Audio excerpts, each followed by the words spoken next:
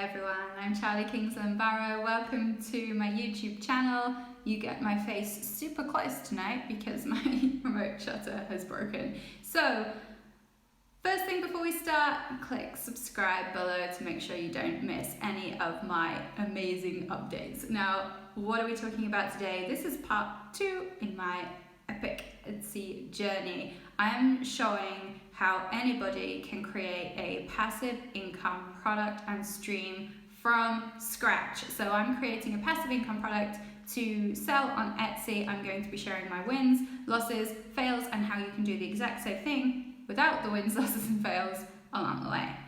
This episode is going to show you how I'm using outsourcing to make my product creation easy, fast, and with minimal time involved. This is perfect for you, like me, if you already have an existing business or you're short on time. I spend most of my time hanging out with my 2 girls and homeschooling them. I spend time with my VIP coaching clients and creating programs and products to sell online. So I had limited time available to create this income stream. So this is perfect for you if you are the same, or you want to dip your toe into the water and see what creating a passive income product is like. Welcome to the journey. Welcome to part 2. Outsourcing your passive income product to sell on Etsy, Shopify, your site, or wherever else you want to sell it. Right.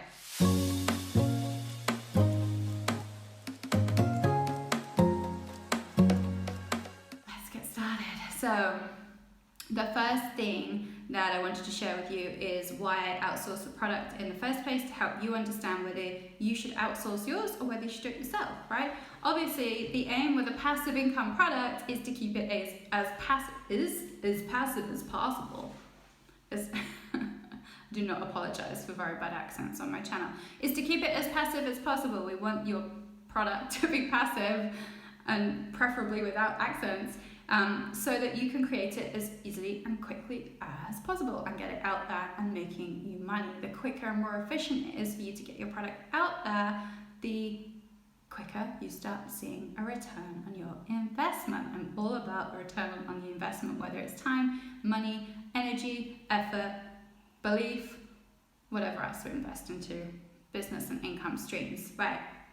So the reason I did this was, like I said, because I am short on time. 2 children, homeschooling, mama hustler. I don't have time to sit and fiddle about with design programs. In case you didn't hear in my previous video, the product that I have chosen to create is a printable journal pages, right? So it's a kind of a planner product. I call them journals/planners, or if journals and planners met and had a baby, this is what they would look like, because I don't really know what else to call them. Janners didn't sound very good, neither did plurnals. So at the moment, they're journals / planners, but they're designed to work in a similar way that I do in my coaching practice. So they're designed to help challenge people and ask them the deeper questions that lead them to ultimately a more successful business, happier life, happier, whatever else you want happiness in, right? So in my coaching practice, I get clients to journal all of the time as a support to the work that we're doing together. However, often people get stuck on the quite simple stuff.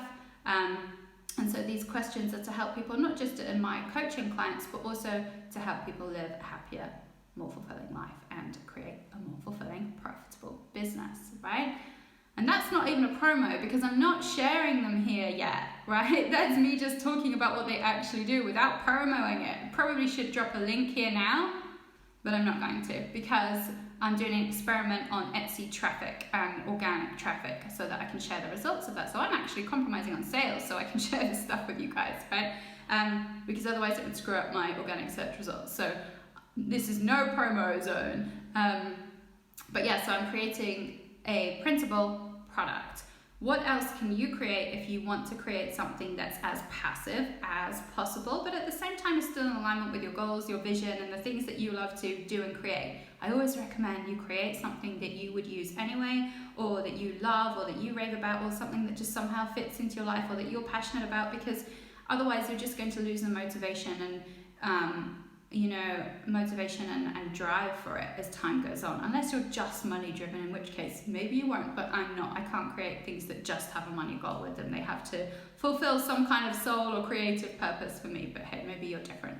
Other things that you could create, print on demand is really, really popular at the moment. I think it's an incredible thing and prevents waste in so many ways that we can now create our own t-shirts, hoodies, backpacks, yoga pants, trainers even. If you want to create a print on demand business, this is how it would work. You would outsource your design, unless you're a designer or an artist, in which case you wouldn't, and you would just send that to the print company. Whenever somebody places an order, you would send the order to the print company, they print it and ship it out for you. It's like genius. There are so many things that you could do with this, like my brain explodes trying to go through them all, but quote mugs are a massive one and an example. I saw a case study on YouTube the other day. I'm so sorry, I can't remember the guy's name, but he did alien t-shirts when everyone was storming Area 51. I nearly called it Area 52. What is it? Is it Area 51? I'm gonna have to look it up very quickly. Area 51, because that would be, Area 51. Why did I nearly call it Area 52? Okay, so he did Area 51 t-shirts. Maybe he did Area 52 as well. I don't know what's at Area 52. Maybe it's more interesting. Which I thought was a really cool idea, because it was like at the time when everyone was doing a march, and so he did these cool t-shirts and did an experiment on that. You can create your own designs to go on whatever you want, and it's so passive once you've got the initial design. So you literally hire somebody to create the design, get some images which you can buy from creativemarket.com, a stock image of a t-shirt, or shoot it yourself, right? I would advise creating your own photo shoot for products to look really, really good, but you don't have to. There's amazing stock images on creativemarket.com. You put your design on the top of that thing so that people see it and go, that's a cool t-shirt, or that's a cool mug, or that's a cool backpack, and then they place their order, and Printify or Printful, the companies that I recommend, no affiliate or association with whatsoever. In fact, I've never used them. They're just the most ones that come up when you search print on demand on Google. Printify and Printful fulfill your order for you. So you literally do nothing other than come up with a vision of what you would like to make t-shirts about and talk to a designer and get them to create it for you. It's like, and then kind of put the moving pieces together, which is what we're talking about here. So those are examples of other passive income streams that you can create. Probably should have done another video for this. Okay, in my next video, right, the 3 things then that you need to know when outsourcing your passive income product. I hired a designer from Fiverr. Where do you hire your designer from is the first thing. You will hire your designer from Fiverr, Fiverr.com, which is double R at the end, from,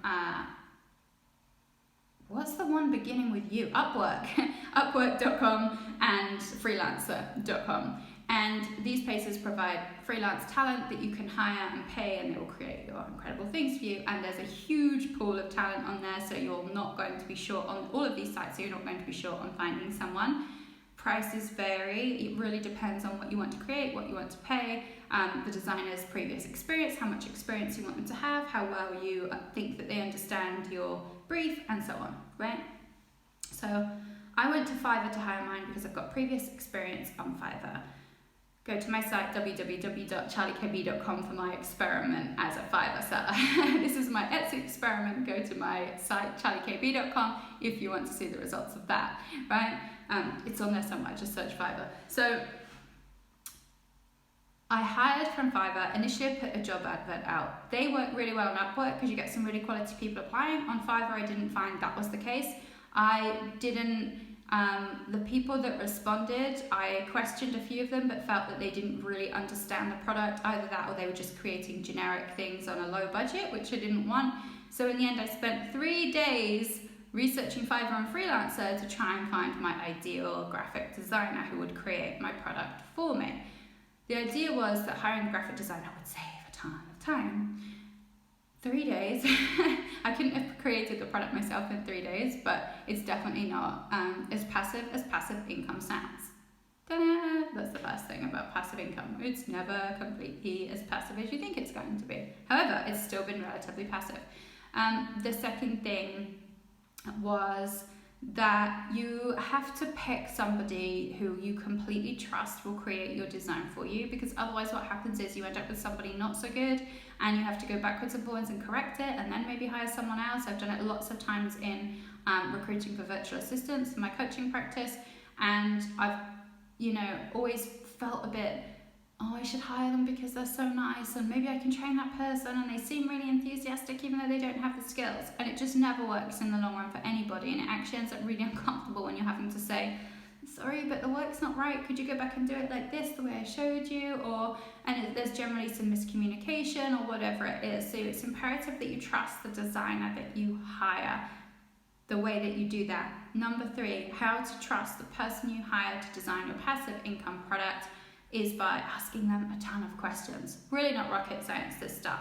Okay, what kind of questions do you ask? You might ask, do you understand my brief? Can you show me work similar that you've created for other clients, or examples that you think might fit this particular aesthetic, right? Don't forget, designers are often trying to show off a broad range of styles, so you want to make sure that they can create in the vision that you have for your t-shirt or mug or printable, whatever it is, right? And then you want to just ask questions like, how much experience do you have, or whatever it takes to really go, yeah, this is the right person. And that in itself will save you a lot of time, effort, and energy, let alone outsourcing the actual thing. So how did my outsourcing of my passive income product go? Good. However, my final tip is this. It will most likely take longer than you initially imagine it will do. So my product was due back in 7 days, which it was 30 pages. So actually that's quite a fast turnaround. I think for a 30-page unique printable product. However, it actually took closer to 14, which then put me a week behind schedule. That would have helped me avoid the pressure that I put on myself to be ready for Black Friday if I'd have prepared earlier, or if I'd have just given myself a week's extension and forgotten all about Black Friday, because at the end of the day, there's always another Black Friday, there's always another day to make a sale, right? In business, there is always another day to make a sale. Regardless of what holiday season is going on, regardless of whatever else is going on, there's always another day to make a sale. And what I should have done to make it easier for myself is given myself an extra week deadline and not try and rush myself to get ready for Black Friday, because what actually happened was I ended up launching on the morning, staying up late, missing out on sleep, launching on the morning of Black Friday, and then feeling kind of just a bit, like it was a big push, whereas and it did actually feel like birthing a baby, which is definitely not passive. For anyone that knows, birthing a baby is not passive. However, my births were relatively pain-free. Passive? No. Pain-free? Can be, right? Same as launching a product, although I can't believe I just compared the two. I'm sure I'm going to get a load of hate for that. Don't. Right. So that's the thing that I would advise, is understand that it's going to take probably longer than you think. My designer was sick. Life happens, right? I could have been just as easily sick. The one other thing, side tip, is this tip 4? I don't know. Side tip amongst all the other tips is this: make sure you stay in constant contact with your designer, because I didn't get in touch with them until the 7th day, just assuming they could happily go on and get on with the job. And then I contacted them on the 7th day when my work was due an hour before and said, hi, I haven't heard anything, is everything okay? And that's when I found out she was actually really sick. Whereas if I'd have been in touch 3 or 4 days earlier, keeping track of progress and how everything was going, then I might have known earlier, and I could have then changed my deadlines as a result. So especially if you're new to this, and especially if it feels a bit scary for you, kind of giving away that creative control, definitely be realistic with your time expectations, but also keep in constant contact with your designer until you've built an established relationship. So that's it for my tips. Here we do accents, songs, all sorts going on. Is there anything else I want to share with you? Yes, there is.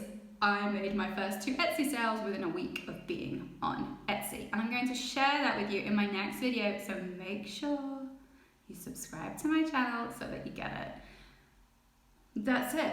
That has been a complete whistle-stop tour, whatever that is, through my outsourcing journey into creating a passive income product.